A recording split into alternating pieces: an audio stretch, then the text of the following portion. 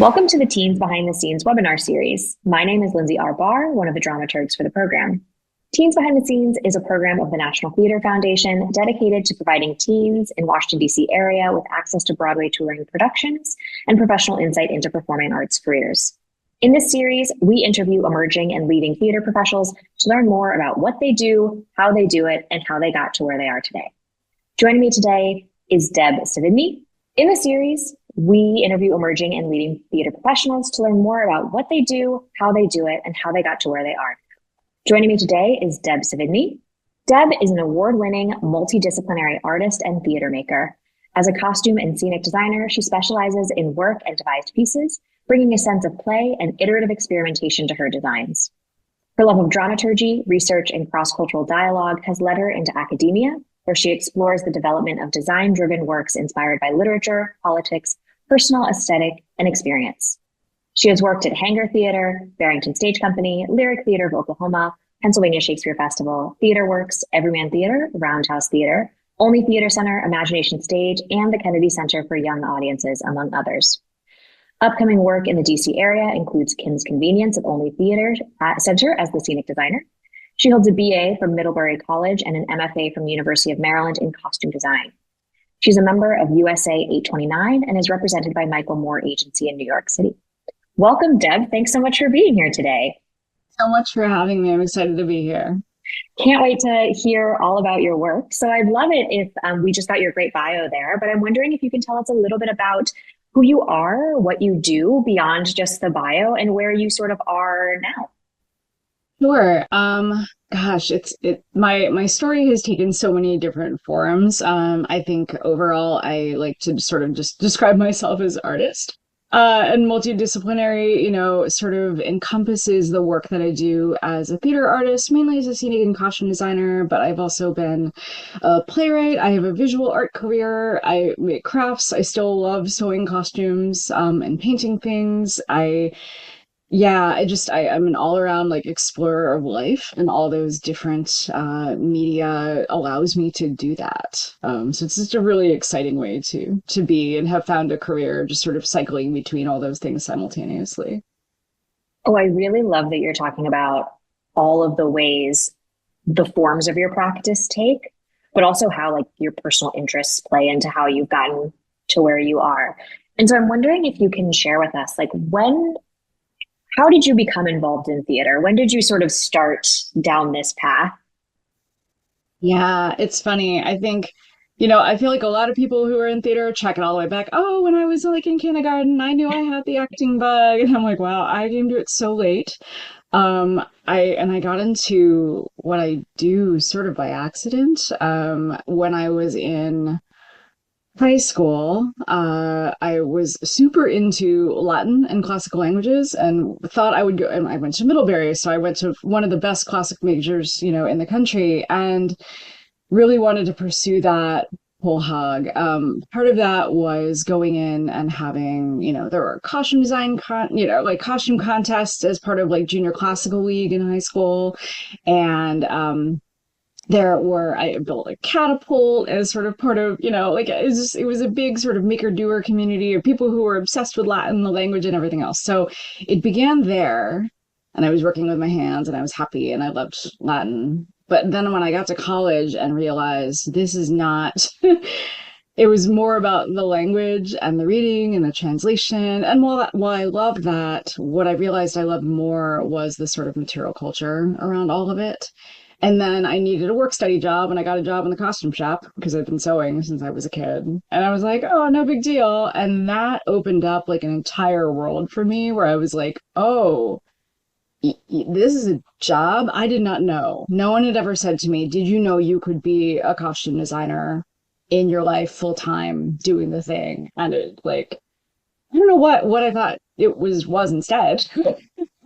There are people who do everything in theater, but I think for me, that was just a totally new world. And I had just gone from pursuing music and classical language to this new magical world of costume design.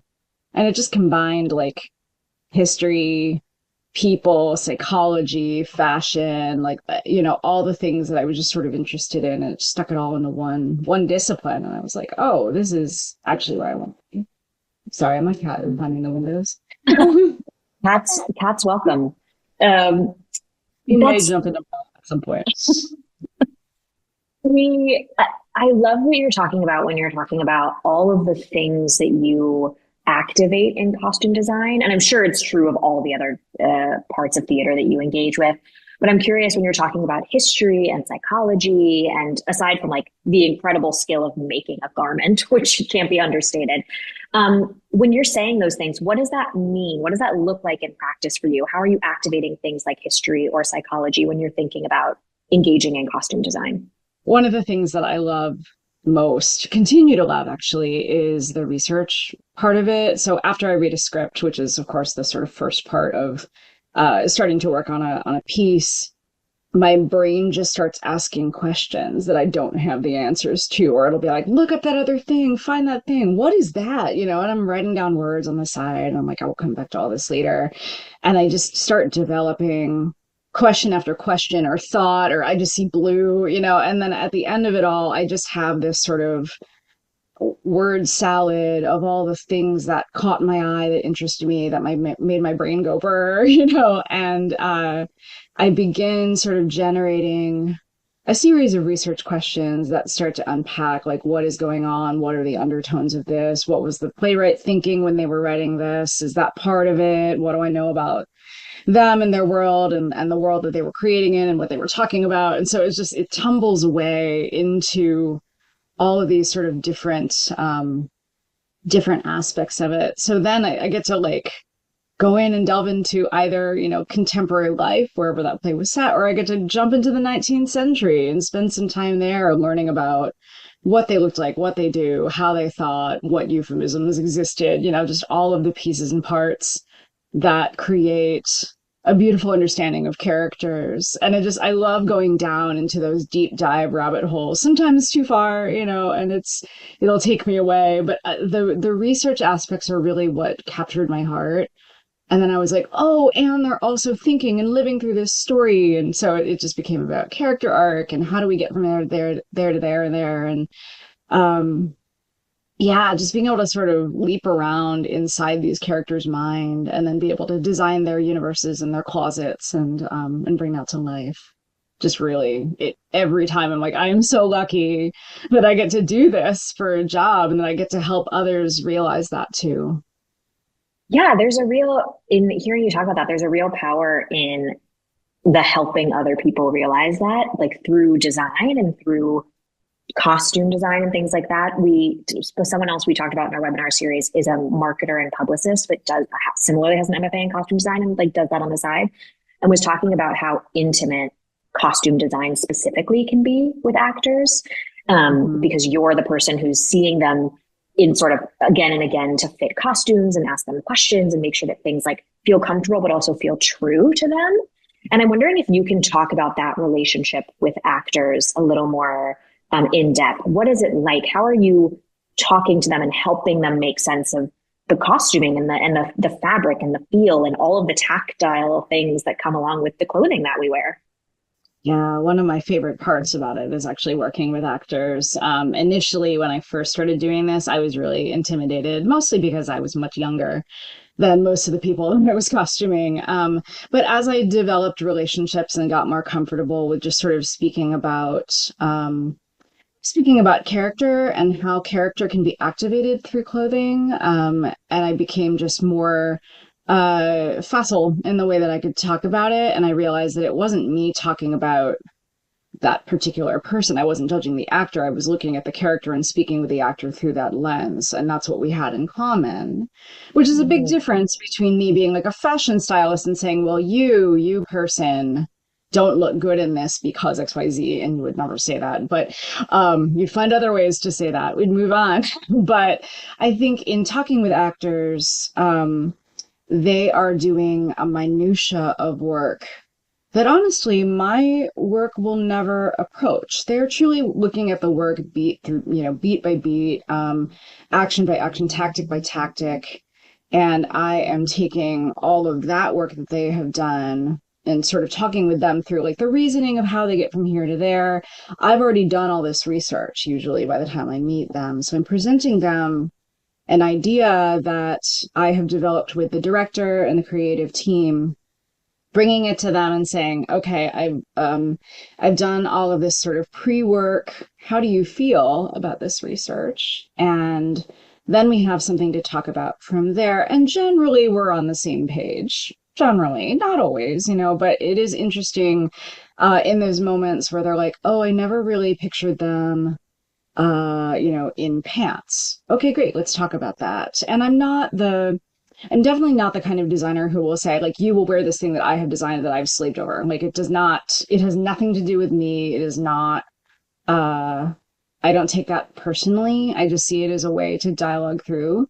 It's interesting when you get into timelines that are more stringent, like when you're working in regional theater and they're building your show, maybe we're stuck with pants. I don't know. But it's always, again, a conversation in which we have to be like, okay, can we pull a skirt that fits their vision of the character more? Can we meet in the middle? Is there a way? And I'm the one negotiating between the shop and the actor and the director, of course, to try to figure out how to get everyone on the same page, how everyone is happy. Again, most actors, really are doing it for the character. It's not necessarily about vanity. You hope it's not about vanity.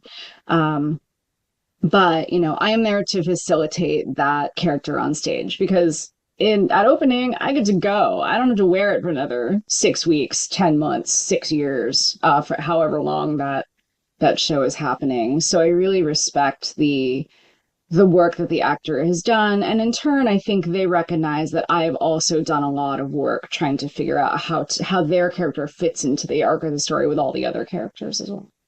So it's a complicated thing, but I do like actors activated for me. They are really the first and last step to making that costume sing and not be overpowered by it. Yeah. And what I love what you're saying when you're talking about working with actors, right? And I'm thinking a lot about, for many people in theater, acting is like how they get into it.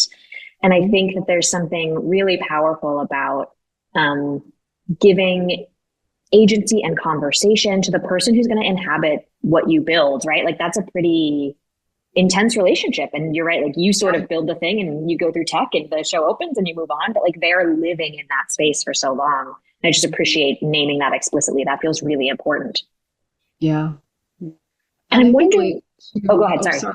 I think lately too, I've been thinking about how to put it all under, I guess, the umbrella of access. I've dressed quite a few actors who have sensory issues and difficulty wearing certain things, everything from like a certain type of shoe or, a scratchy tag or a wool. And it's beyond allergies. It's like they literally cannot do their job if they're thinking about their skin being on fire. So again, I'm trying to have more and more of those conversations on the front end to find out, is there anything, do you not, like, I know for me, I can't wear things on my wrists. It's just a quirk. All my sleeves get pushed up or I'm in a 3/4 or a short sleeve.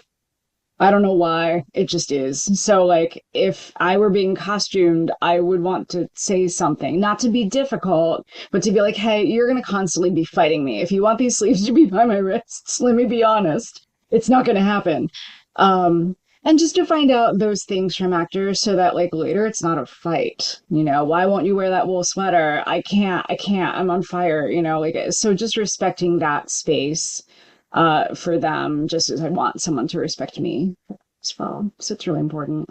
Yeah. And I'm not a designer. I would never claim to be a designer, but it does feel like, we are people who like choose the clothing we wear every day. And it says a lot about how we engage with the world, how comfortable we feel or how not comfortable we feel, right? Like that it can also be a tactic of like, if I want my character to feel super stiff, like maybe I'm in something that's uncomfortable, right? So like it feels like a really specific and important negotiation to have in the interest of the show, but also the actor's ability to do their job well. Right. Yeah. If they're thinking about their feet, they will not do well. Yeah. Like, that's just it. I'm terrible. If I have a blister, I'm a wreck. Yeah.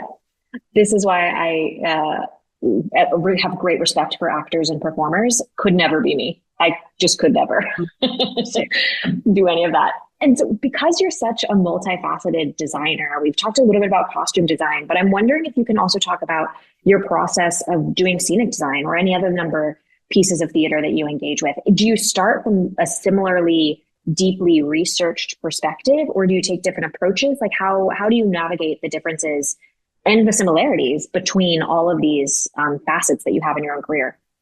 Yeah, I think scenic also starts with research. It's funny. Often I feel like when I'm scenic designing, I'm like a different person, like a different aspect of my personality sort of comes out. Like costume design is all about like the intimate relationship with the actor and these like very small details, but often in costume, I'm thinking about like in some ways the bigger picture, the silhouette, how they move, all that kind of stuff. And I'm not thinking about those little earrings, which I think is opposite for most costume designers.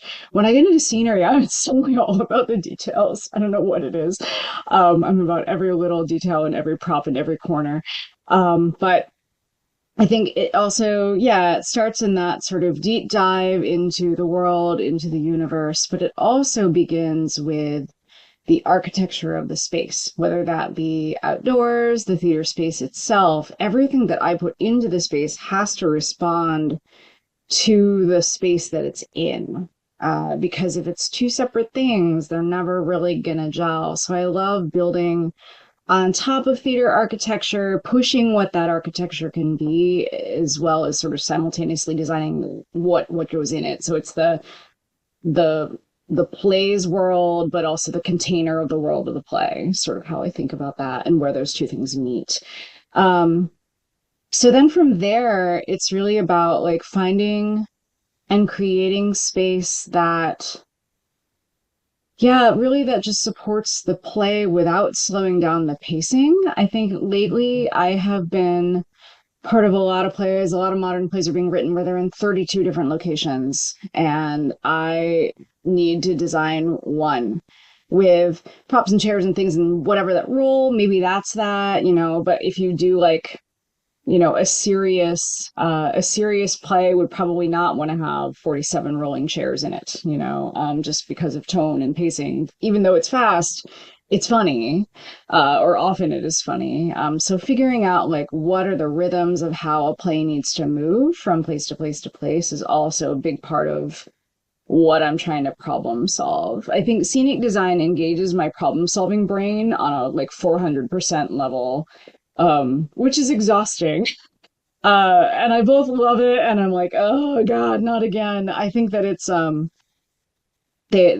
thing that sort of compels me to keep hammering at it because I do love solving problems, but it's also, it takes up a lot of space. Trying to figure out how do we get from there? Is flying it in the action? Is pushing it in? Is there fly space? No, so it's like constantly problem solving. And then of course, everything you do affects everybody else. So if I make a change in scenery, lighting is affected, sound might be affected because of where things go and speaker placements, costumes might be affected because of palette and doorways, and so there's a lot of responsibility that comes with being a scenic, especially in the collaboration to everyone on the team. So it's I think it's like a much more high level, higher stress position to be in, which is actually why I enjoy costume design and teaching costume design. Stressful because you're dealing with a lot of people on a very intimate level, but they are different in that way. Yeah. And I really love that you're talking about all the different types of collaboration, because I feel like those of us who are in the theater and are just in theater know that collaboration is like at the heart of everything we do. But talking about the awareness that scenic designers have to have about the knock-on effects of their design and their decision and changes and things like that, because it really is the world of the play in whatever way that manifests, right? And it feels like a really specific space to negotiate in conversation with lots of different people who are coming at it from their own angle, right? And that, I imagine, can be a challenge, but also really rewarding. Indeed. When it works, it is great. And when you're scenic designing or costume designing or in any other ways that you engage in theater, can you talk a little bit about your relationship with the director, for example, right? And I'm thinking specifically about how a director so often comes in and says, this is my vision for the piece. this is the direction I want to take it in, or this is how I see this world unfolding. How do you as a designer start to have conversations with the director who comes in with a strong vision? And how do you think about that as you're working through your own design process? I try to sort of instinctually pick up like what I think the director's priorities are, and then that will send me down a path of asking certain questions. So if I have someone who's like, I really want to use the space in this way, so they come in with a configuration, but they don't really have other ideas. I'll ask like, why is this configuration important to you? Do you want a lot of downstage space? Is it about an audience confronting each other and seeing each other the whole time? Is it about a presentation? Are we doing a comedy? And I'm trying to link it to what I think the play needs. Because often, when I'm presented with a configuration by a director, we will go in that configuration. Or sometimes a theater company will say to me, I had a project last year, we are doing Othello in the round. Great. That determines a lot of how that play will function and move. So I was able to go into conversations with the director to be like, so the round, huh? Great. This is a highly confrontational. We should be in really close and should feel really intimate. And that gives us the place to sort of start talking about it from there. If they're coming in with like, oh, I see a lot of green and it's lush and they're using big adjectives, and I'm like, great, what is on the ground? What do you see? Like, I see all these things in the air. What is the dirt in this world? What other things do you feel? I try to get as much sort of descriptive vocabulary that I can out of a director to start figuring out, what does this mean for this world? What do things sound like? What does it smell like if it had a smell? Things that feel maybe kind of abstract in the beginning, but my job is to pull that into, colors and fabrics and qualities and silhouettes and, textures that help inhabit the world. And sometimes when I'm designing costumes, I'm sort of, I'm reading for scenic, not to design it, but I'm reading for scenic clues as well, because that also helps me figure out how to inhabit, and vice versa. Like, what do the people look like in this world? Can I design a very abstracted scenery world because the costumes are highly realistic, or can I get away with a more abstract costume design because we're hyper real in the set, or is it all just totally weird and everything is blue and we're just going to do that? So I think each piece has its own kind of tone, and when I chat with directors, it's about getting them to tell me where they think that tone and mood and placement will lead. So I ask whatever questions I can to kind of get them to go there. I don't try to go in with too many preconceived notions of like how I think it's going to look or be. I try to let them, like really talk first. If they say something, I might have some research in my back pocket that I'm like, ooh, is it something like this? And they're like, oh my gosh, that's it. Or, oh no, that's totally not it. Because also knowing what it's not is helpful in those initial meetings. Like, what do you want it not to be? What's the bad version of it in your head? And all of those things sort of help me get to the next meeting and tell me what to research. I'm just curious now, is there a project you've worked on that has been really fulfilling, that like comes to the top of the mind, of like one of the things you worked on that you're really proud of having worked on? Oh my gosh, there's so many things. I think I will. It's not like the project, but let me talk about that Othello in the round since I teased it. This was at TheaterWorks in Colorado Springs, and I was working with Michael Burke, who's a Chicago director, and he's up and coming and pretty hot right now. And that was one of those situations in which I did costumes and scenery, so doing this whole scenography. And it's not something I do very often, and it's something that I almost never do with a stranger, with a director that I like haven't worked with.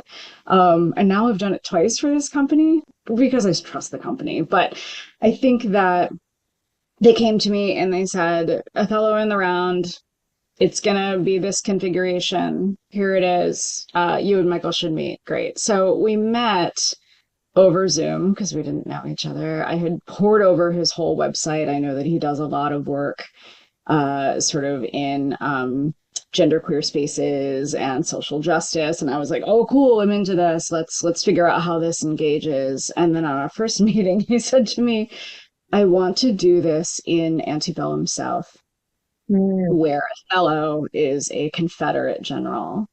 And I had a complete existential crisis because I was like, oh my gosh. And Michael is Black. So I was just like, okay, great. Let me, so immediately, like, start asking questions. I'm like, oh, wow. Okay. So if this is set in the South and racism, and his reasoning for it was that he wanted Othello to be placed in a world where racism is a given, not that racism is like a result of things or that this person, Iago, is racist. It's about having a world where racism is just endemic to who the people are. It's embedded in everybody, and somehow this man rose through the ranks despite the racism, which makes him like a spectacular human. So it sets up Othello to be, one who kind of like made it through. And you don't know if it's like, if he too has internalized issues or,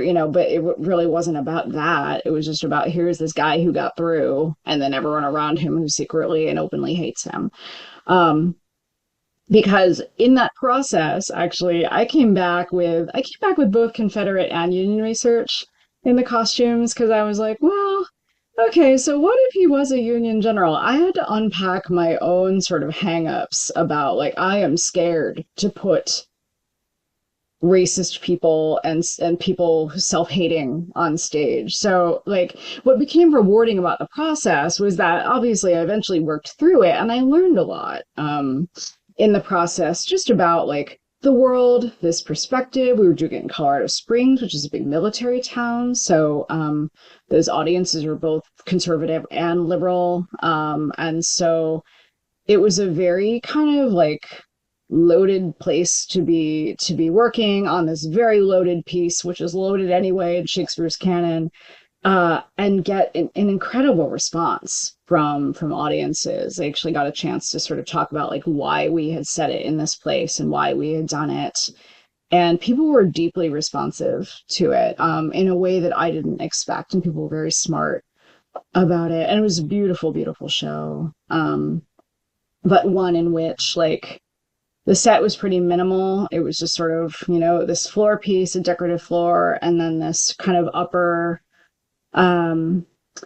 piece that consisted of tree branches and cut up shirts that sort of looked like Spanish moss. So it was like part like representational dead soldiers, Spanish moss, also a little, allusions to hanging trees, so it was a very like charged kind of space, but also a very beautiful one. So I think that in sort of recent history, that's one that really, feels like, oh, we got it.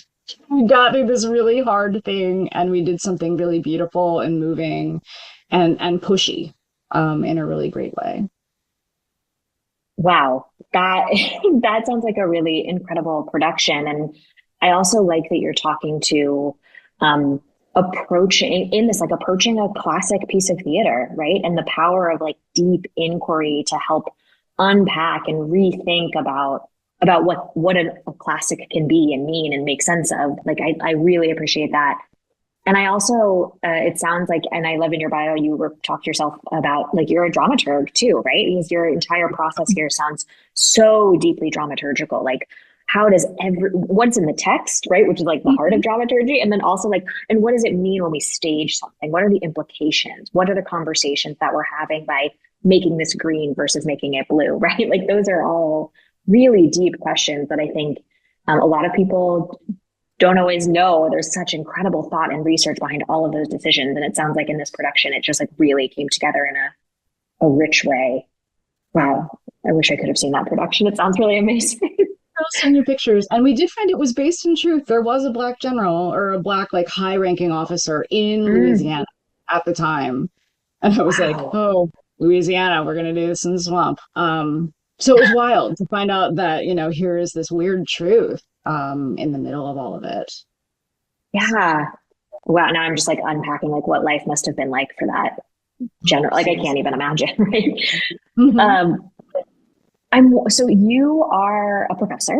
You teach design and things like that now, right? And so I'm wondering if there's students who are interested in being a designer, costume design, scenic design, any other type of design they can get into. Like, what are the things that you would encourage them to do? I think it's like to study everything to be a designer. But what I find is that like people entering the design field is because like, you know, you're in high school and you ran the late board and you were backstage, or maybe you stage manager, you painted a set or you made a costume. And it often begins on the sort of technical side of things.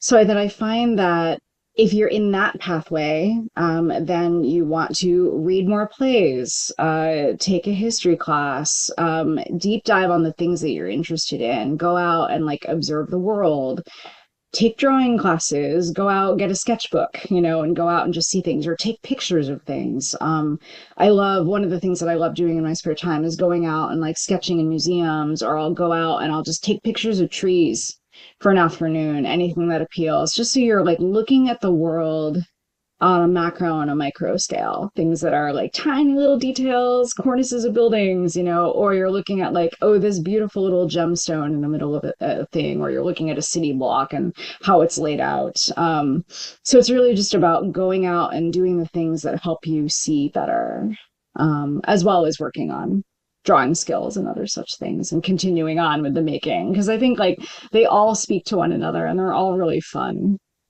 So that's where I'd begin. Yeah. I can go. No, it sounds like you're echoing what a lot of our other, like, regardless of discipline in these webinars, what connects them all is like almost everyone is like, get involved, or at least be familiar with and appreciate all the other aspects of theater making that may or may not even directly inform what you're doing, right? Like when we were talking to the marketer earlier, I was talking to marketing earlier this week, she was like, I need to know the work of the costume designer, right? I need to know the work of the set designer so I can best like tell the public why their work is important. And so it's just really, you're echoing a lot of what we talk about in these webinars, which is just like, you might be a thing, or you might be a series of type of designer, but like your work actually is like connected and deeply informed in this larger structure of theater making, which is really great. What are the skills? Like, what do you think if someone is like, I want to get into design? What are the skills that you think people might naturally have or be really interested in gaining in order to be strong designers? Yeah, I think you have to love research. I mean, as an educator, I would say, oh, you also have to learn how to draw. I can hear the echoes of many advisors along my life. You know, Helen Huang, Maryland, an incredible teacher to me, just retired this year. She really, really pushed me to become a better artist, and I'm so grateful to her. But at the same vein, she's like, you have to find other ways to, you know, sort of make up for the fact that your drawing is weaker. My drawing has always been weaker. And I've always been a bit self-conscious about it, despite the fact that I teach it all the time and I'm fine. People look at my work, they're like, you can draw. I'm like, yeah, but people around me can draw. And for them, that is like a primary way that they're communicating. It's why my research got so strong, is because I still had to find a way to communicate with shops, with collaborators, with directors. So I could say like, here's this thing, and I've researched down to the nuance, you know, this is what it's going to look like. And then I will, you know, turn it into a sketch. So drawing and painting, important, but I'd say research is paramount. You just have to like love the chase. You have to love looking for things. You have to love diving deep. It's not a surface kind of skill. People try to get away with it. They're like, I know what I want. And I'm like, do you? So I think research really helps you flesh out that world in a real way. It's really helpful to know how to make things, whether that be, you know, carpentry or rewiring something, you know, I know much less about sound and light, but, you know, carpentry or sewing or painting or crafting or just making anything with your hands. I think these days we are often just on our phones and we've become like a thumb dexterity people, but really like fine motor skills, whether drawing, painting, making things, is really, really important to just keeping your brain alive, keeping your art alive, and being able to sort of work and communicate with others as well. Yeah. So that's the And the next question is strictly for my own curiosity, because hearing you talk is making me think about a lot of things. Um, I know that, way in my undergrad when I took a costumes, that like everyone had to take a design class, and I was very bad drawer, very bad painter. But I tried it, which is very exciting. And that's important. And that's the important part. But I have been thinking a lot about designers and how even 10-ish years ago, maybe even less, the way that technology found itself into the design process is so different. And so I'm just wondering if you're talking about drawing and painting, which I know are like essential skills, but I'm also wondering if you can help me think about like, what are the conversations or considerations or ways that your own design process has changed with like more technology becoming part of everyday theater making?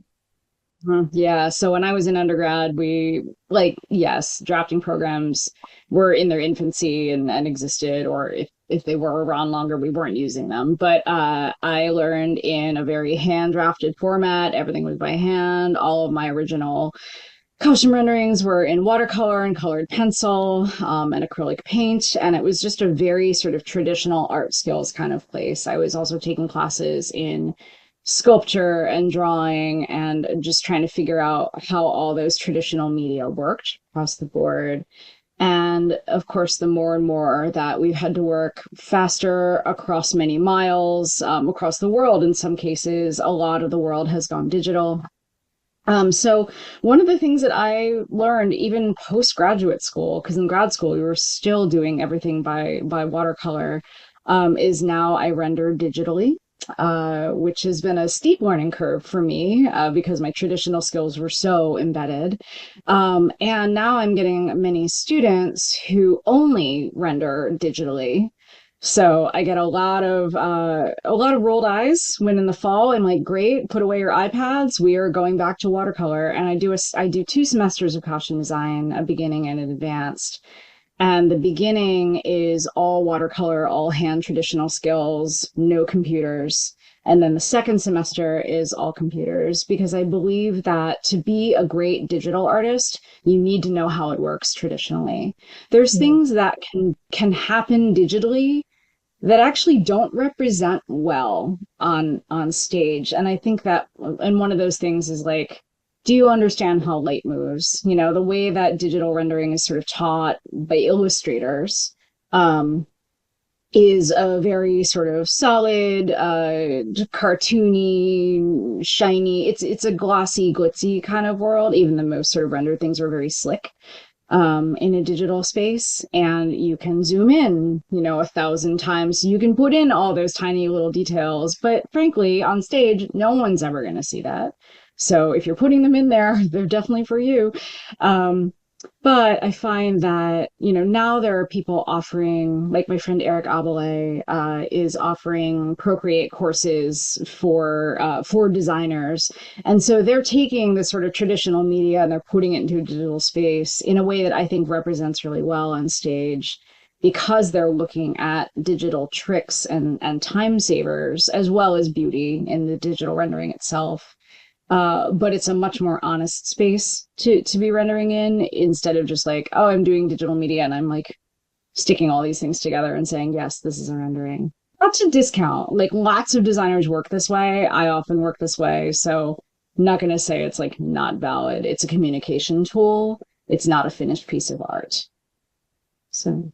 Yeah, no, that's great. Like I said, that was my own curiosity to be like, I know that I've sort of witnessed this advent of technology and theater making, and I see more digital renderings of costumes and sets and things like that. And just curious, like how we're making sense of that, right? Totally. Like, what the process is.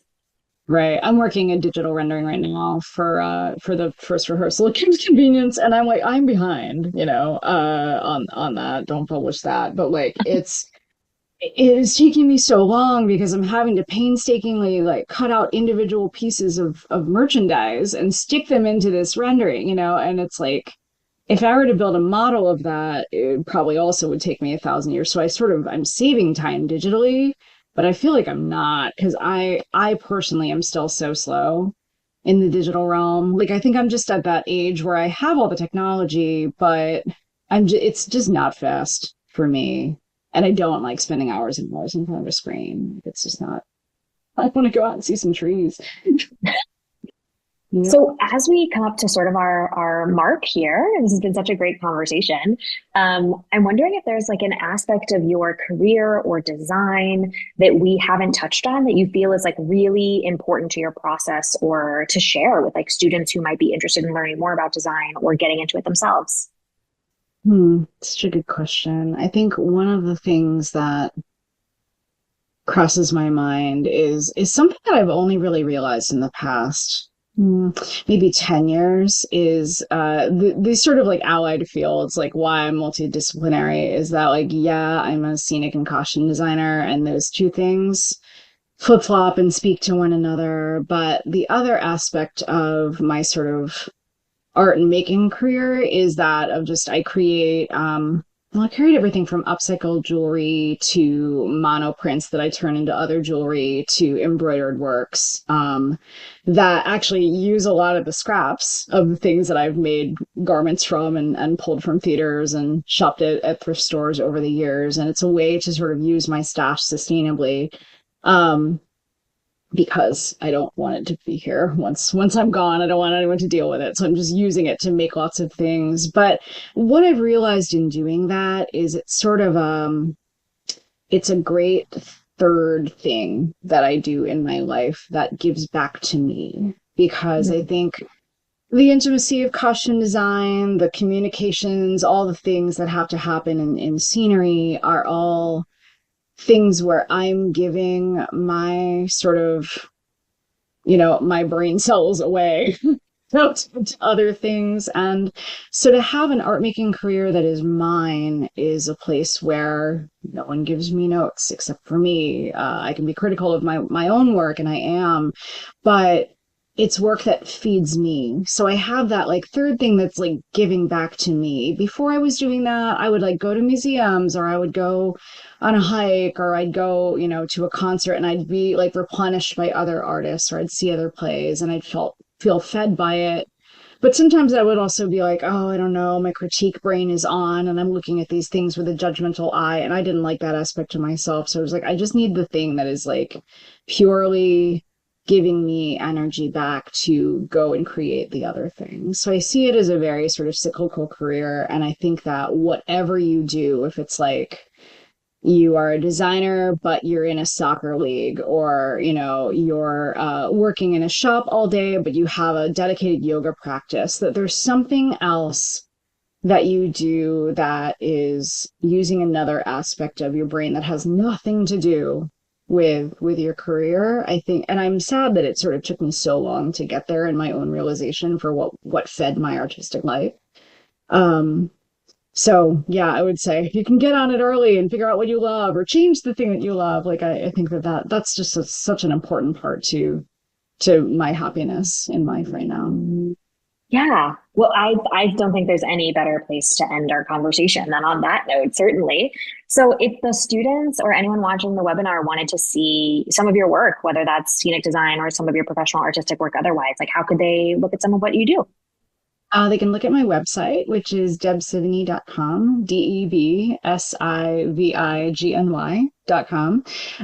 Or you can follow me on Instagram at Indepenguin. So it's the combining of independent and penguin, INDEPENGUIN. And that's where I keep all my theater work. And then if you want to see my artwork, that's at twincat.art on Instagram, twincat.art. And my cats have not made it into this, but, they've been good. But I do have 2 black cats. They are brothers. Oh, that's lovely. Great. So I want to thank you again, Deb, for all of your time this morning. This is such a great conversation and a really important window into the aspects of costume and scenic design. And I think it's been a really heartening conversation. So thank you so much for being here. Ooh.